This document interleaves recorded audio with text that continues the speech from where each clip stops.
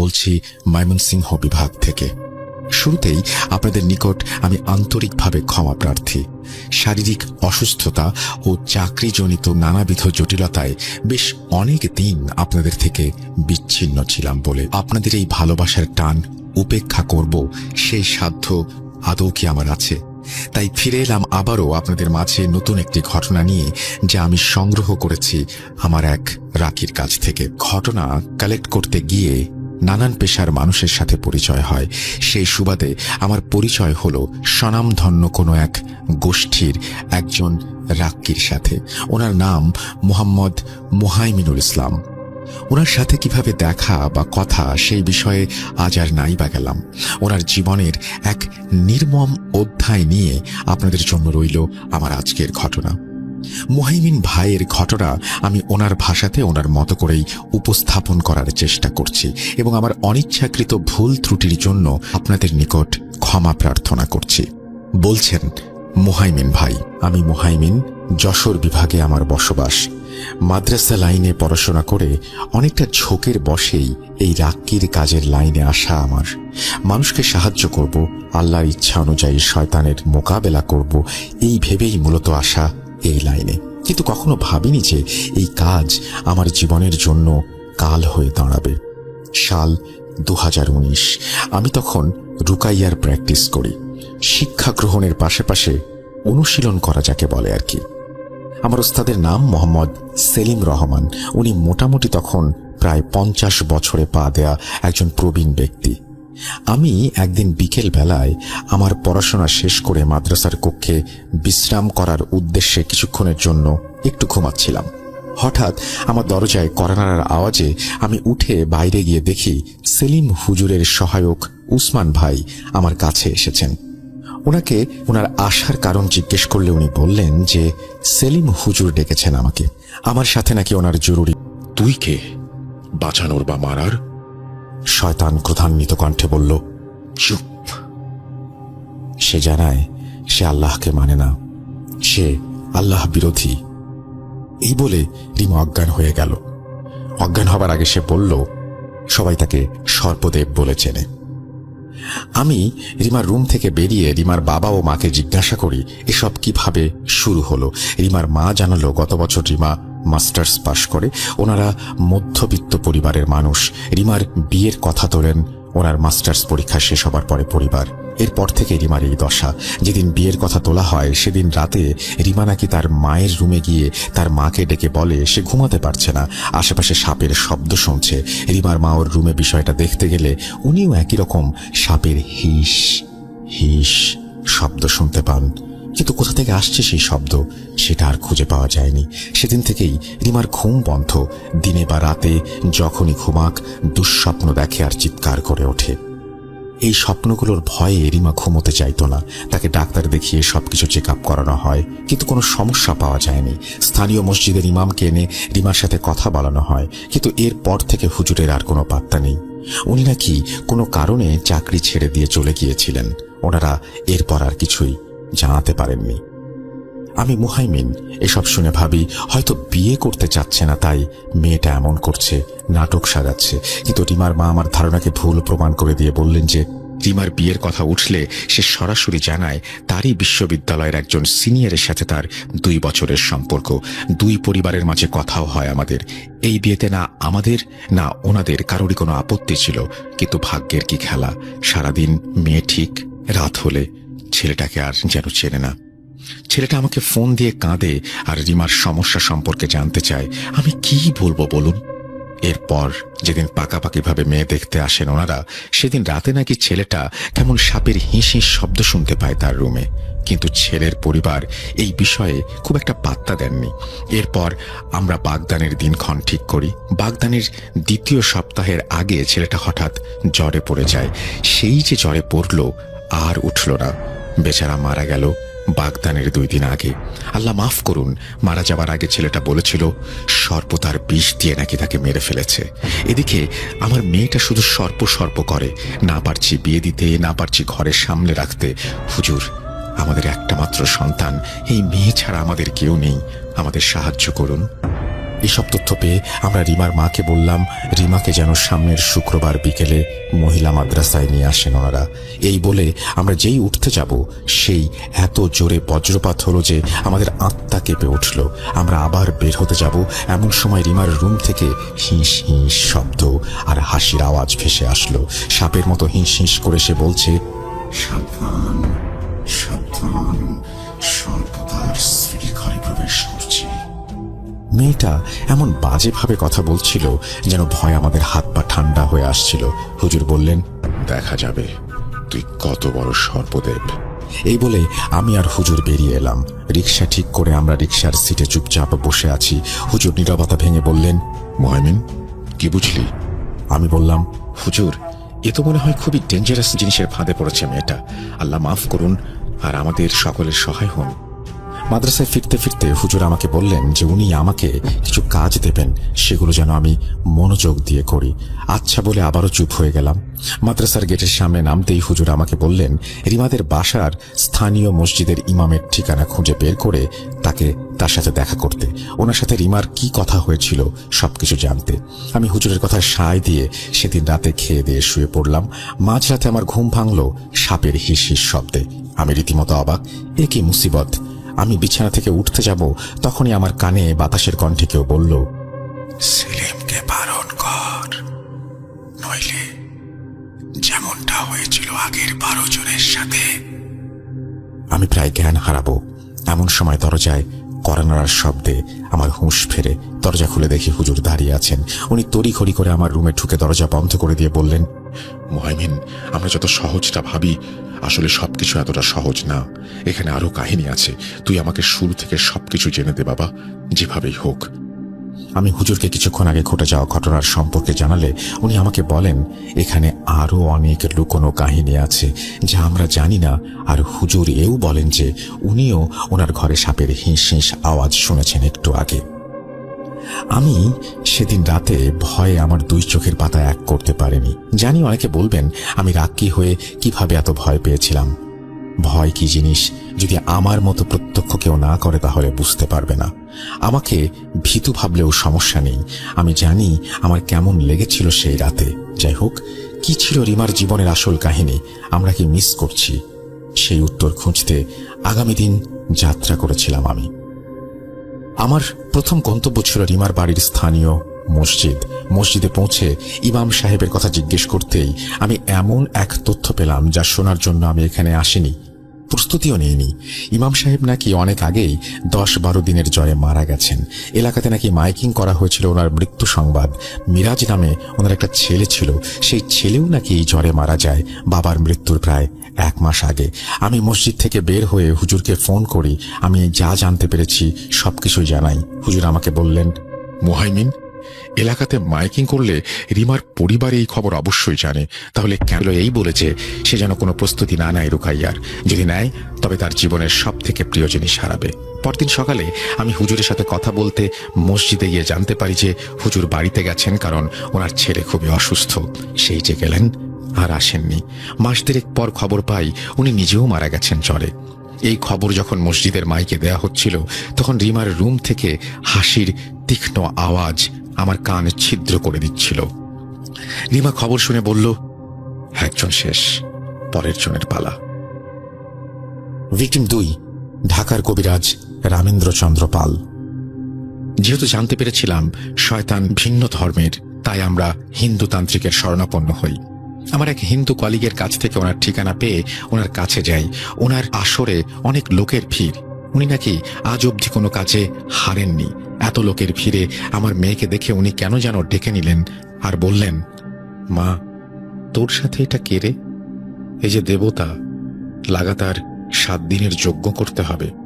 এই বলে উনি রিমাকে ওনার আসনে বসালেন আর রিমার কোমরে বেতের বাড়ি দিতেই রিমা বাঘের মতো কবিরাজের সামনে গর্জন করে বললেন, রমেন, তোর এত বড় সাহস, তুই আমার স্ত্রীর গায়ে হাত দিয়েছিস, যজ্ঞ করবি?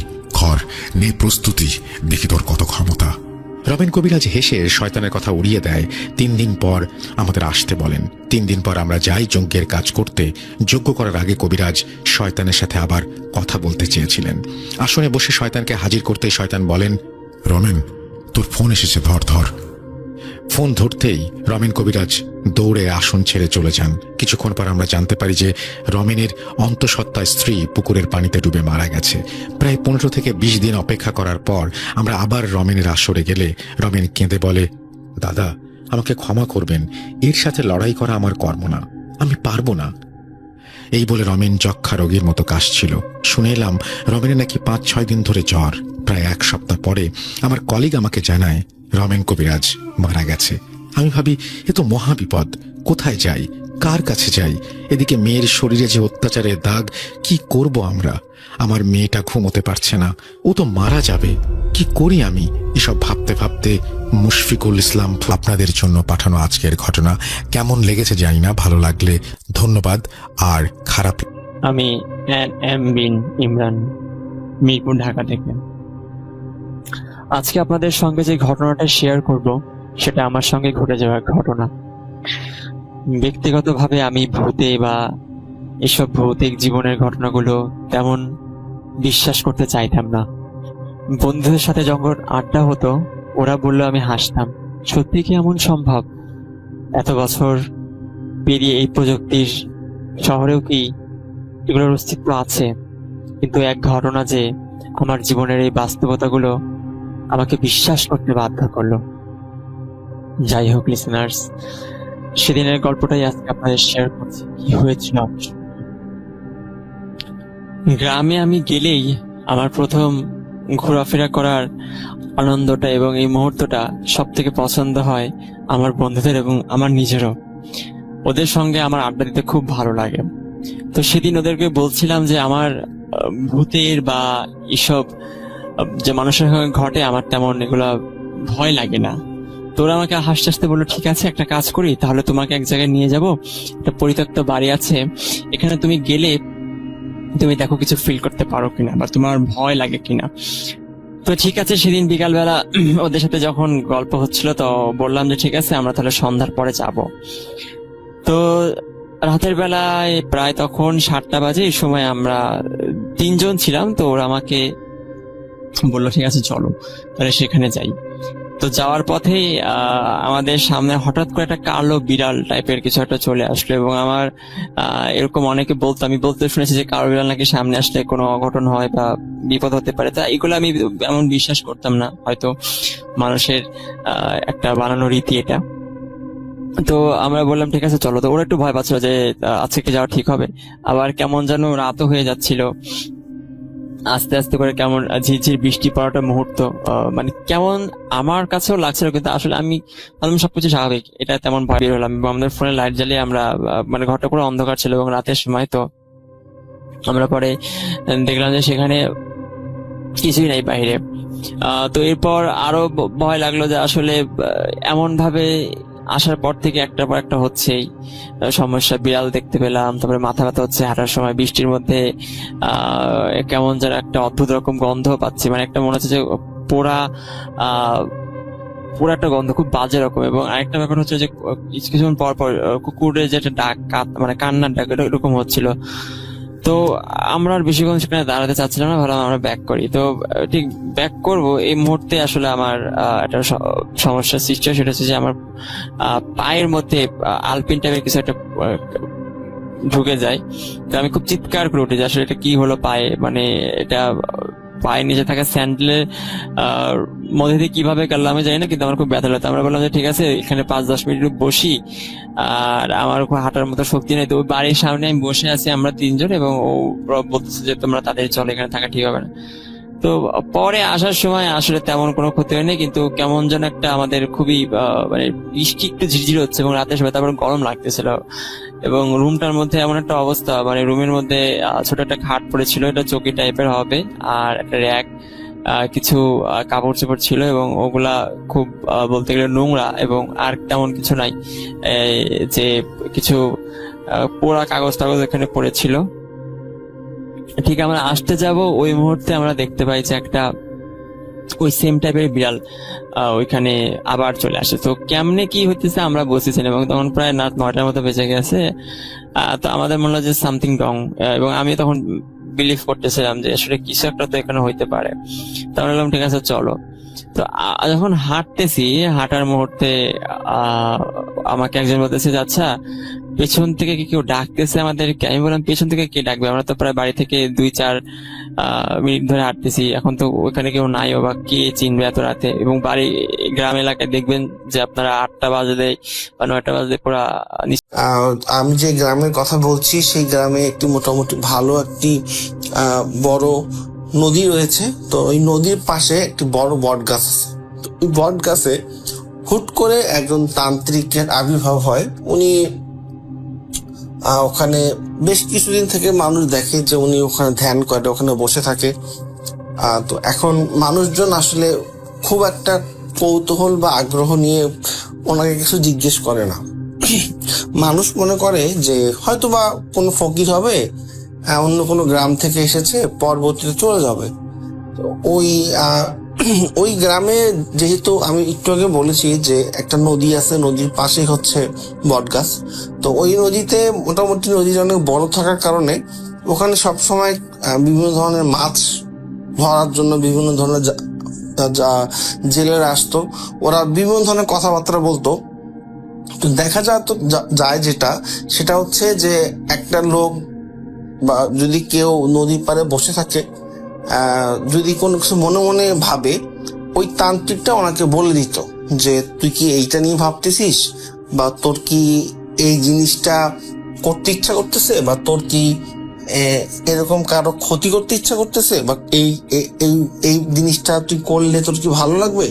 তো এইরকম যখন বিভিন্ন জনের কাছে উনি এই জিনিসগুলো প্রেজেন্ট করতো এবং কথাগুলো অনেকটা সত্যি হয়ে যেত। দেখা যাচ্ছে যে কেউ একজন ভাবতেছে যে আমি ওর ক্ষতি করব বা আমি ওর ব্ল্যাক ম্যাজিক করব, তো ওই তান্ত্রিক এটা বলে দিতে পারতো। ইভেন অনেক লোকজন ওনার কাছ থেকে অনেক ব্ল্যাক ম্যাজিক করেছে, অনেক লোকের ক্ষতি করেছে, বা অনেক বাজে টাইপের কাজগুলো আসলে ওই তান্ত্রিক মূলত করতো। তো এইটা গ্রামে আস্তে আস্তে জিনিসটা একটু ছড়ায় যায় যে এখানে একটা তান্ত্রিক আছে, উনি মানুষের ক্ষতি করে। তবে আসলে মানুষ ওইভাবে, তারপরও ওই তান্ত্রিকের প্রতি মানুষের খুব একটা আগ্রহ থাকে না, কারণ ওই পারে যেই পারে বাচ্চাকে নিয়ে অনেক কৌতূহল, অনেক জাঁকজমক ভাবে অনুষ্ঠান করা হয় বাচ্চার। এখন যেটা রাসেল ভাই দাঁড়ায় সেটা হচ্ছে, যেহেতু জামাল সাহেবের স্ত্রীর কোনো বাচ্চা ছিল না, তো ওনার আসলে কামাল সাহেবের বাচ্চাকে নিয়ে খুব কৌতূহল, খুবই ভালোবাসতো, সবসময় কাছে কাছে রাখতো। এবং বাচ্চাটা ছোট থেকে মানে জামাল সাহেবের স্ত্রীর কাছে এতটাই আদর পেয়েছে যে উনি সবসময় জামাল সাহেবের স্ত্রীকে বড় মা, আর ওনার নিজের মাকে উনি ছোট মা সবসময় বলতো। ইভেন মানে এতটাই ভালোবাসতো যে মানে ছোট নিজের মায়ের থেকেও জামাল সাহেবের স্ত্রীকে বাচ্চাটা খুবই ভালোবাসে, সব সময় ওনার সাথে থাকতো। তো এইটা প্রথমের দিকে মানে কামাল সাহেবের স্ত্রীর ভালো লাগলেও, বাট পরবর্তীতে ওনার আসলে খুব একটা ভালো লাগে না যে আমার সন্তান কেন অন্যের প্রতি আমার সন্তানের টান বেশি থাকবে। প্রথমে হয়তো বা কামাল সাহেবের মানে স্ত্রীর মনে হতো যে বাচ্চাটাকে মানুষ করতে বা বড় করতে আমার খুব একটু প্যারা হয়নি, কিন্তু পরবর্তীতে যখন বাচ্চাটা বড় হতে থাকে, বুঝতে শেখে, তখন আসলে কামাল সাহেবের স্ত্রী এটা খুব একটা ভালো চোখে দেখে না। তো একদিন যেটা হয় সেটা হচ্ছে যে গ্রামে ছোট ছোট কিছু মুদির দোকান থাকে। তো এরকম জামাল সাহেবের স্ত্রী বাচ্চাটাকে খাওয়ানোর জন্য দোকানে নিয়ে যায়। তো যে দোকানে নিয়ে যায়, দোকানের পাশে একটা ছোট কুয়া আছে। বা এখন ওই বাচ্চাটা ওখানে হচ্ছে গ্রামে কিছু ছোট ছোট মিষ্টির মতো কিছু লাড্ডু পাওয়া যায়।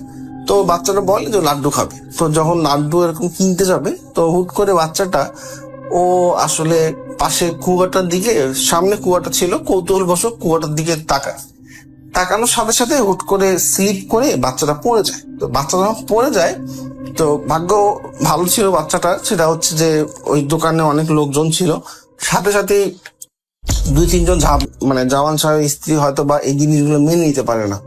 সকালবেলা ঘুম থেকে উঠে জামান সাহেব যেটা করে, উনি হচ্ছে সকালে উঠেই ওনার স্ত্রীকে উনি সবসময় ডাকে। দেখা যাচ্ছে দেখে জিজ্ঞেস করে যে যেহেতু ওদের জমি জমা অনেক, যে আজকে কয়জন কৃষক এসেছে বা রান্না বান্নার কি অবস্থা, উনি খাওয়া দাওয়া করে উনি মাঠে যাবে। তো অনেক ডাকাডাকি করে, কোনোভাবেই হচ্ছে কোনো সারা শব্দ পায় না। তো উনি বের হয়ে ওনাদের দরজার পাশেই একটা রুম ছিল, যে রুমে হচ্ছে ওরা ধান চাল এগুলো মজুত করে রাখতো।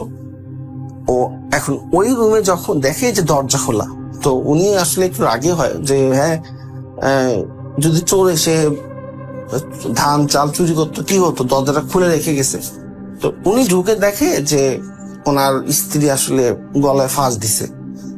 ওই আমি এই গল্পটি ভাই যে সময় বলতেছি, ওই সময় আসলে গ্রামে ওইভাবে সবার বাড়িতে ফ্যানও ছিল না। তো টিনের বাড়ি ছিল, টিন আর বাঁশ দিয়ে তৈরি একটা বাড়ি ছিল। বাঁশের মধ্যে শাড়ি পেঁচিয়ে উনি হচ্ছে আত্মহত্যা করে। এইটাতে আসলে জামাল সাহেব খুব ভেঙে পড়ে, উনি আসলে জিনিসটা নিতে পারে না। তো উনি তো এর মাঝে তো হচ্ছে ওই তান্ত্রিকের ব্যাপারটা গ্রামের সবাই জানে যে উনি অনেক ব্ল্যাক ম্যাজিক করে, উনি আসলে মানুষের ক্ষতি করে। তো এখন জামাল সাহেবের মাথায় আসলে একটা খারাপ চিন্তা চলে আসে যে হ্যাঁ, ওদের বাচ্চা কাচ্চা আছে, ওদের এত অহংকার, আমার বউ মারা গেল, প্লাস আমার যে সম্পত্তি, এই সম্পত্তিগুলো আমি মারা গেলে দেখা যাবে তো যে ওই বাচ্চাটাই পাবে, তো আমার কি হবে?